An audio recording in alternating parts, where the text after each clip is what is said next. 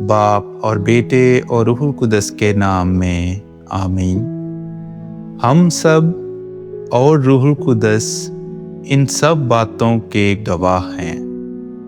ہمارے لیے آج کی تلاوت رسولوں کے اعمال اس کا 5واں باب اور اس کی 27ویں آیت سے لے کر 32ویں آیت تک اور پھر 40ویں اور 41ویں آیت۔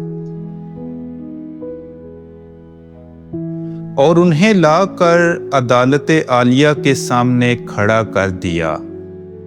تب کاہن اعظم نے ان سے سوال کر کے کہا کہ ہم نے تمہیں بڑی تاکید کی تھی کہ اس نام پر تعلیم نہ دینا، مگر دیکھو تم نے تمام یروشلم کو اپنی تعلیم سے بھر دیا ہے، اور اس شخص کا خون ہمارے ذمے لگانا چاہتے ہو۔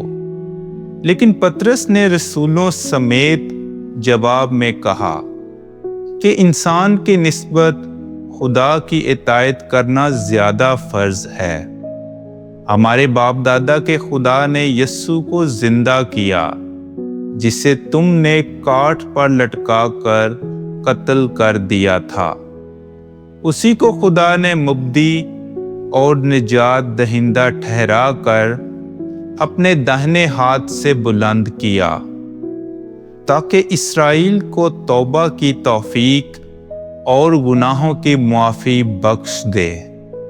اور ہم ان باتوں کے گواہ ہیں، بلکہ روح القدس بھی جسے خدا نے انہیں بخشا ہے جو اس کی اطاعت کرتے ہیں۔